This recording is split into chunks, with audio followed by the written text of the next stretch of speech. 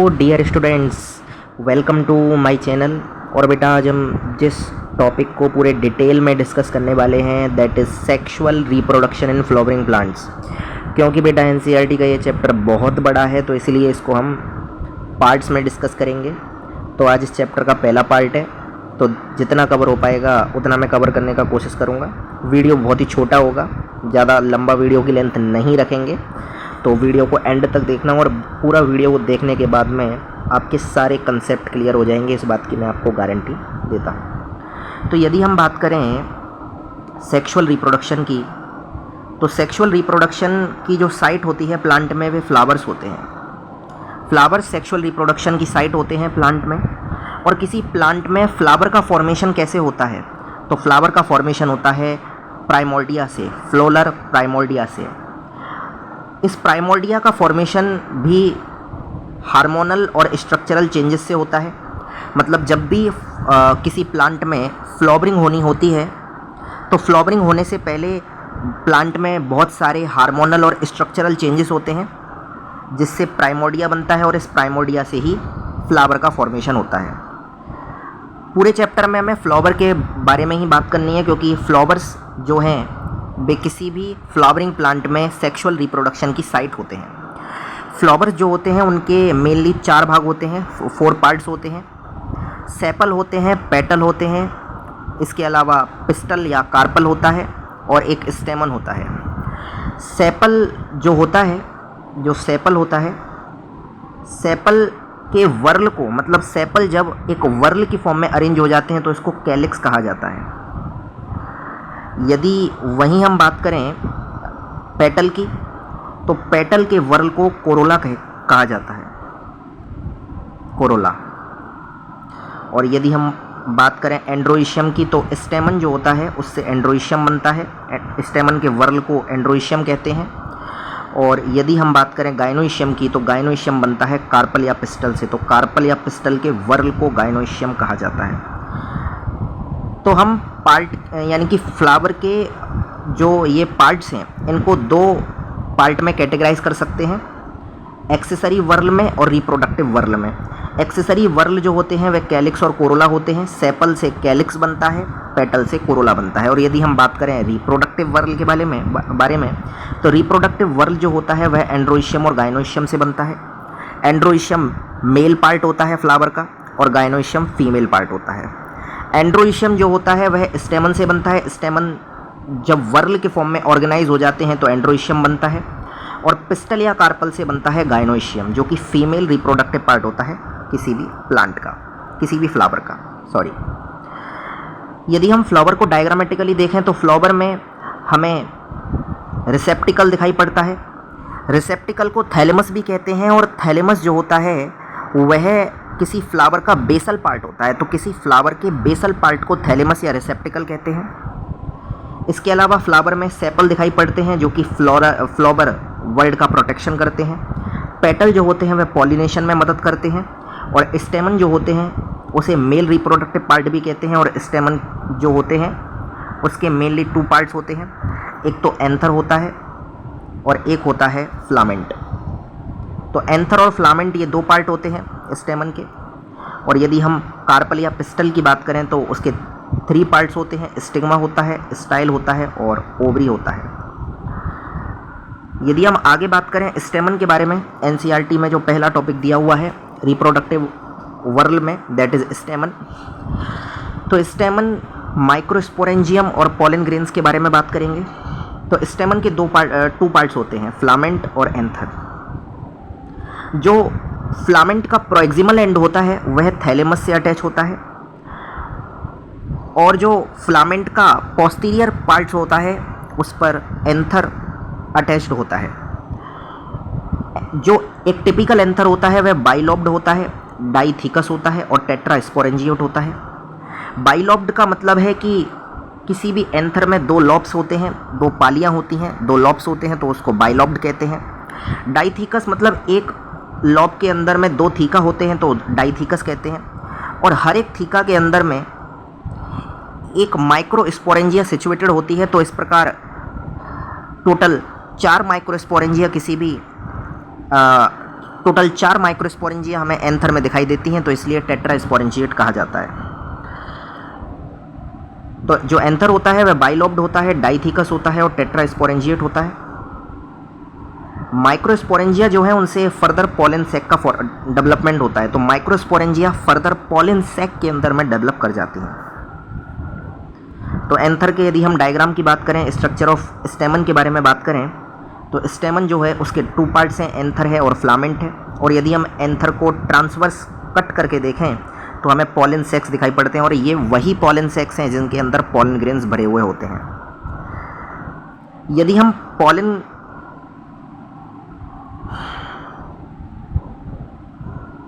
यदि हम बात करें स्ट्रक्चर ऑफ माइक्रोस्पोरेंजियम के बारे में, यदि हम इस माइक्रोस्पोरेंजियम के स्ट्रक्चर के बारे में बात करें तो हमें 4 वॉल लेयर्स दिखाई पड़ती हैं, 4 वॉल लेयर्स दिखाई पड़ती हैं। एपिडर्मिस है, एंडोथीशियम है, मिडिल लेयर है और टेपिडम है।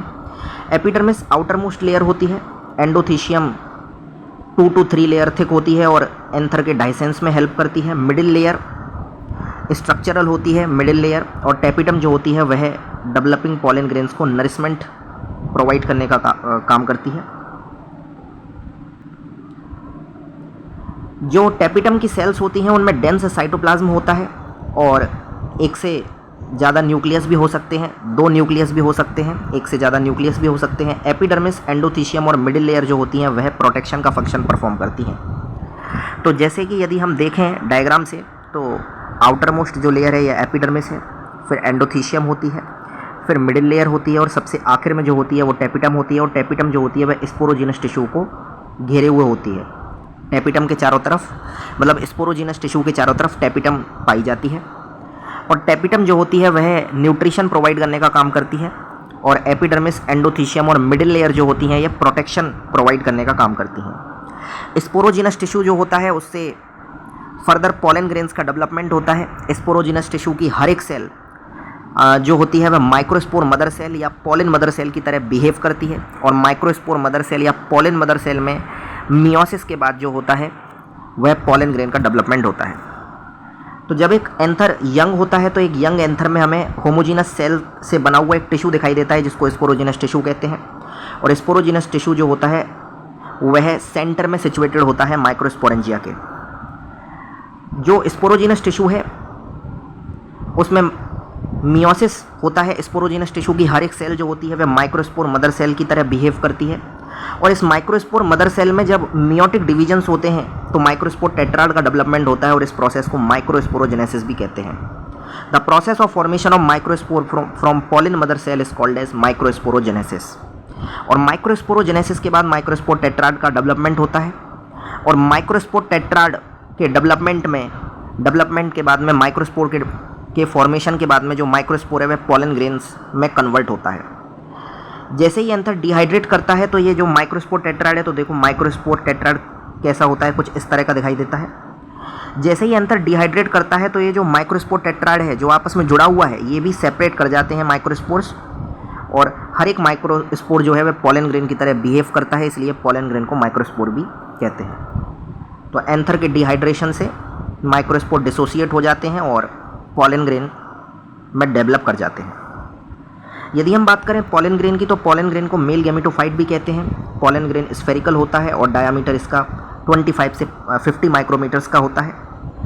पॉलन ग्रेन की 2 वॉल्स होती हैं, एक तो एक्साइन होती है और एक इंटाइन होती है। एक्साइन जो होती है उस पर स्पोरोपोलोनिन पाया जाता है, और स्पोरोपोलोनिन एक ऑर्गेनिक मटीरियल होता है जो कि हाईली रेजिस्टेंट ऑर्गेनिक मटीरियल होता है, जो कि स्ट्रॉन्ग एल्कली, एसिड और टेम्परेचर, यहाँ तक कि बहुत सारे एंजाइम को भी रजिस्ट कर सकता है। मतलब कोई भी एंजाइम जो है वह स्पोरोपोलोनिन को डिग्रेड नहीं कर सकता। इसके अलावा स्ट्रॉन्ग एल्कली एसिड्स भी स्पोरोपोलोनिन को डिग्रेड नहीं कर सकते, इसलिए इसको मोस्ट रेजिस्टेंट ऑर्गेनिक मटेरियल कहा गया है, और यह भी नीट का MCQ के रूप में पूछा जा चुका है। यदि हम बात करें कि एक्साइन जो होता है उस पर स्पोरोपोलोनिन प्रेजेंट होता है, लेकिन स्पोरोपोलोनिन एक्साइन पर पूरी तरह से प्रेजेंट नहीं होता। मतलब कुछ ऐसी साइट्स होती हैं जहां पर स्पोरोपोलोनिन एब्सेंट होता है, और इन साइट्स को ही जर्म पोर कहा जाता है। और जर्म पोर क्यों प्रेजेंट होती हैं, तो जर्म पोर के प्रेजेंट होने के पीछे रीज़न है कि जर्म पोर से पॉलन ट्यूब निकलती है। यदि पूरी एक्साइन पर स्पोरोपोलोनिन प्रेजेंट होता तो पॉलन ट्यूब नहीं निकल पाती पॉलन ग्रेन से। तो पॉलन ट्यूब के निकलने के लिए कुछ ऐसी साइट्स हैं पॉलन ग्रेन की एक्साइन पर जहाँ पर स्पोरोपोलेन नहीं होती है और इसको जर्म पोर कहा जाता है, और जर्म पोर से पॉलन ट्यूब निकलती है। और पॉलन ग्रेन को फॉसिल के रूप में प्रिजर्व किया जा सकता है स्पोरोपोलेन की वजह से ही, क्योंकि स्पोरोपोलेन जो है वह हाईली रेजिस्टिव ऑर्गेनिक मटेरियल है, इस पर कोई भी एल्कली काम नहीं करता, कोई भी एंजाइम इसे डिग्रेड नहीं कर सकता, इसलिए पॉलन ग्रेन को फॉसिल के रूप में प्रिजर्व भी किया जा सकता है। पॉलन ग्रेन की जो दूसरी वॉल लेयर है, जो अंदर वाली वॉल लेयर है, उसे इंटाइन भी कहते हैं, और इंटाइन पेक्टोसेलुलोज की बनी होती है, यानी पेक्टिन प्लस सेलुलोज की बनी होती है। एक मैच्योर पॉलन ग्रेन में हमें 2 टाइप की सेल्स दिखाई देती हैं, वेजिटेटिव सेल्स और जनरेटिव सेल्स। वेजिटेटिव सेल जो होती है वह विगर सेल होती है और फूड को स्टोर करती है और इरेगुलर शेप होती है, जबकि जनरेटिव सेल जो होती है वह स्मॉल होती है, स्पिंडल शेप होती है, डेंस साइटोप्लाज्मिक होती है, और वेजिटेटिव सेल में ही यह तैरती रहती है, मतलब वेजिटेटिव सेल के साइटोप्लाज्म में ही फ्लोट करती रहती है। यदि हम बात करें कि जो मैक्सिमम एंजियोस्पर्म है, मतलब जो 60% एंजियोस्पर्म है, उनमें पॉलन ग्रेन जो होते हैं वे 2 सेल्ड स्टेज में शेयर करते हैं, मतलब 2 सेल्ड स्टेज में वेजिटेटिव सेल होती है पॉलन ग्रेन के अंदर में और जनरेटिव सेल होती है। लेकिन 40% जो स्पीसीज हैं एंजियोस्पर्म की, उनमें पॉलन ग्रेन जो होता है वह 3 सेल्ड स्टेज में शेयर करते हैं, जिसमें एक तो वेजिटेटिव सेल होती है और जो जनरेटिव सेल होती है वह फर्दर माइटोसिस करके 2 मेल गैमीट का फॉर्मेशन कर देती है, 2 मेल गैमीट्स का फॉर्मेशन कर देती है। तो ये 3 सेल्ड स्टेज है, और मैक्सिमम जो एंजियोस्पर्म है उनमें 2 सेल्ड स्टेज में पॉलन ग्रेन शेयर करता है, यानी कि झड़ता है या गिरता है। पॉलन एलर्जी के बारे में बात करें तो पॉलन ग्रेन के कारण कई लोगों में सीवियर एलर्जी भी जनरेट होती है, जिनको क्रोनिक रेस्पिरेटरी डिसऑर्डर भी कहते हैं, जैसे अस्थमा और ब्रोंकाइटिस। जैसे कि पार्थेनियम जो है उसके पॉलन ग्रेन जो है उनसे पॉलन एलर्जी जनरेट होती है, तो पार्थेनियम को कैरेट ग्रास भी कहते हैं। पार्थेनियम इंपोर्ट किया गया था, पार्थेनियम इंडियन स्पीसीज नहीं है, पार्थेनियम वीट के साथ में इंपोर्ट हुआ था गलती से, और पार्थेनियम यूबिक्विटस बन गया, मतलब बहुत ही खतरनाक रूप से फैल गया, और पार्थेनियम जो है उसके पॉलन ग्रेन जो है वो पॉलन एलर्जी जनरेट करते हैं। यदि हम बात करें डायग्रामेटिक रिप्रेजेंटेशन की, डायग्राम की बात करें तो एक पॉलन ग्रेन में 2 तरह की सेल्स होती हैं, वेजिटेटिव सेल और जनरेटिव सेल। वेजिटेटिव सेल बड़ी होती है और जनरेटिव सेल स्पिंडल से स्मॉल होती है। वेजिटेटिव सेल जनरेटिव सेल को न्यूट्रिशन प्रोवाइड करती है, और जो जनरेटिव सेल होती है वह वेजिटेटिव सेल के साइटोप्लाज्म में फ्लोट करती रहती है, तैरती रहती है।